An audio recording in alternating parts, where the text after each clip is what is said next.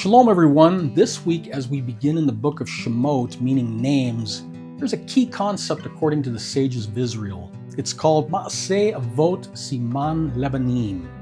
The deeds of the fathers serve as a sign for the sons. Now, here it simply means all the events of Genesis are foreshadows in the nation's future, which definitely applies prophetically today. So this week, I'm going to step away from our traditional meditation minute to focus on what I believe God is showing us. But first, allow me to share a clip from an amazing video. I'll leave the link in the description below, and afterwards, I'll comment on its connection. To me, it's just absolutely breathtaking to see the Jewish connection to Jerusalem. I mean, we're talking thousands and thousands of years, and there's this idea that somehow the Jews were kicked out in 70 AD and they just popped out of existence. And on top of that, how much the Jewish people have been at the center of every civilization, it seems like, trying to eradicate the Jewish people, the Romans, the Babylonians, the Egyptians, the Nazis. You go down the list, and yet all of those empires and all those civilizations don't exist anymore. And yet the Jewish people are back in Israel, back in Jerusalem, uncovering thousands of years of their history. I think we're living in really beautiful, incredible, prophetic times. And so the idea that somehow the Jewish people are not indigenous to Judea is just unequivocally historical fallacy. It's just not even, a debate. And so to me, this is just another layer in showing the truth of Jerusalem and Judea. But Yoav, I'll give you the last word, my friend. As believers in Yeshua, I think we know our connection to Jerusalem goes way deeper than just saying, yes, Jewish people belong to this land. Now, that's true, but it's only part of God's plan for them. Now, you've probably heard this statement before. If God can break his promises to the Jewish people, then we, Gentile believers, Christians, can't be sure of his promises to us either.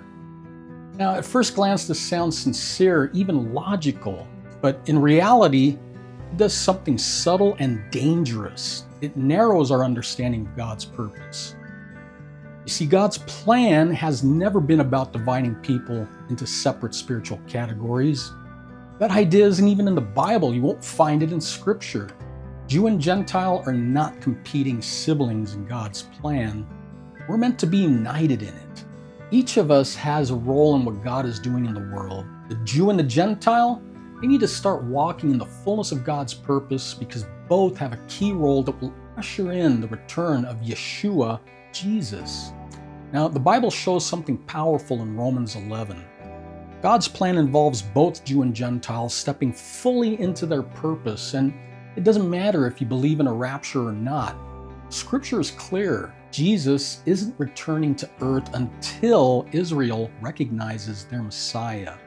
I say then, have they stumbled that they should fall? God forbid. But through their transgression, salvation has come to the Gentiles to make them jealous.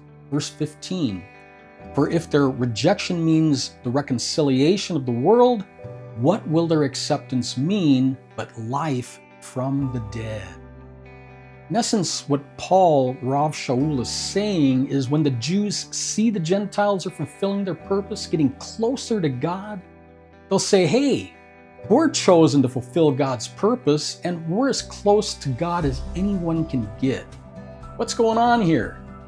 Now, amazingly, God is causing that to happen in this generation to a remnant of believers in Messiah through rabbis in Israel sharing the secrets of Torah, both Jew and Gentile.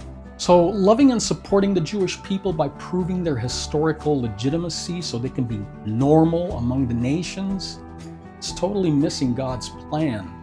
That's the world's narrative for Israel. So no, they shouldn't settle for just being normal like other nations. It's not about their right to the land.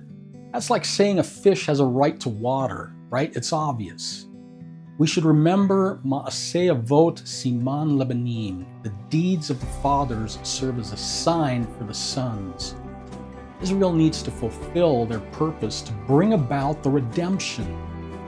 If they're not ready, Messiah isn't returning yet, and it's really that simple. So, what is our role as Gentile believers in Messiah Yeshua?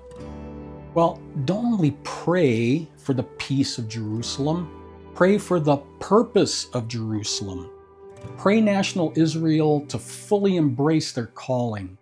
Pray for Israel to take sovereignty of the land, to rebuild the third temple, because the return of Messiah, our redemption, is tied to it.